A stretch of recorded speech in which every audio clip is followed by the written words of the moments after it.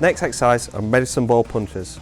The lower weight loads encourage high speed movements. This can help to improve the force and explosiveness of punches. This also encourages rapid kinetic chain sequencing during a punching action and can be modified to incorporate movement and body punching. This is good because, like, obviously being a bit lighter, you can do a little bit more with them. You can adapt them to like more foot movement with it. You can work on body shots as well. It's also good, it translates more to hand speed. So it's only like a little weight there, drive it through, and it's going to be more hand speed. So if you're looking at different phases through like punch specific exercises, you'd be working this towards like speed phases, okay, or towards a taper as well. And as well, it kind of translates more to the punch because you're throwing it straighter rather than at an angle that landmine does. Got 5 kilo ball sitting into your chin, elbow tucked down, and then again being in that open stance. Sitting onto that back leg, and we're driving through. That was terrible. You can catch that, it's soft. Okay, so driving from that back leg, hips are coming through, finding through the movement, and then staying back. There you go. Okay, so a common mistake would be this foot to come up or foot to come through. That's just using momentum. We want to be trying to improve speed and technique. As well, it being too much of an arm movement and not getting that hip extension, hip rotation. Another thing is leaning too far forward. So we use like a bit of physical cue. Aaron, do you just want to hold your hand out in front of me? Okay. So you can just get there, and if I go too far forward, I'm going to touch Aaron's arm. Just stay back and pivot and rotate there. Okay. And then you're working on that rotation, staying on that back leg. Different variations. You can do a back step. So again, similar to the landmine punch, or you can do both feet back and then go. So I'll show you that one. Both feet back. And as soon as you land, your feet again. Drive. Won't necessarily go forward with it, just because you're wanting to improve your speed. You're not wanting to improve your momentum really.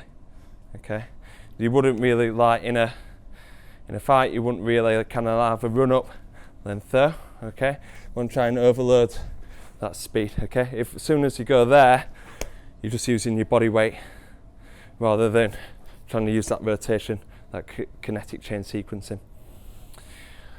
Body shots. So you can dip down in a straight line and throw a straight hand to the body.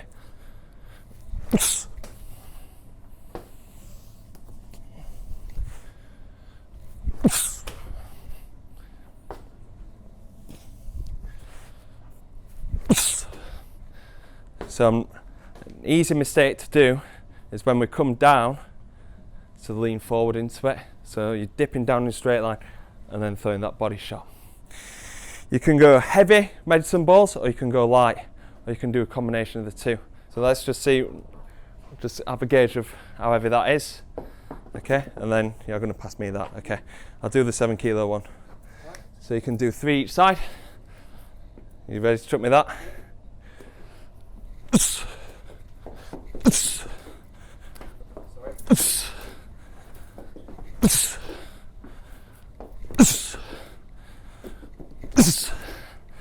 Notice the 3 kilos going faster. The heavier ball is creating like a bit of a potentiating effect, a little bit of coaching cue as well. If you're moving against a heavy object and then suddenly you've got a lighter one, you're going to fire that in. That's a good tool that we use during strength, speed and speed phases as well. So same with I should have told you before, the landmine punches, because I saw you doing them and I think some of you were doing about 10. You looked quite fatigued at the end. I'd say through developmental stages, so for young athletes or people that are just starting the program, You could do it as a main exercise and do around about 8 reps maximum. But for our guys, I'd say between 3 and 5 reps, mainly 5 reps. When working towards like a taper phase, I'd just do 3 reps each side. I'd do landmine punches. I'd do that as part of an extended warm-up. So we'd do the full warm-up and then we'd do a plyometric exercise, and we'd pair up that plyometric exercise with a punch-specific exercise. So we'd do something like a counter movement jump. We'd do 5 reps of that, and then we'd do some landmine punches as well. So during the main kind of training phases, through max strength, speed, we're going to be using that as part of a warm-up. And then through speed phases and taper phases, we're more than likely going to try and use that as a main exercise in the program. So instead of your shoulder, so for example, I'd switch it over from shoulder press, but I wouldn't substitute a shoulder press or shoulder pressing action or pushing action for a landmine punch during main strength phases.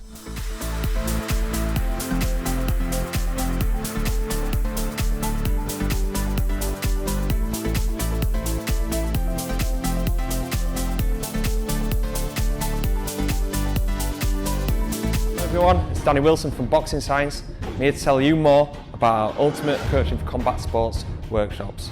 If you're a boxing coach or fitness trainer wanting to get the most out of the athletes, or maybe you're an athlete that are wanting to know more about the sports science in their training, well, these workshops are definitely for you. So we provide educational and practical workshops about the sports science behind boxing and combat sports. We take the complicated science and deliver it in a way to get practical learning experience for you to apply to your athletes in any training environment. We've delivered these courses over weekends up and down the country, and we've received some amazing feedback.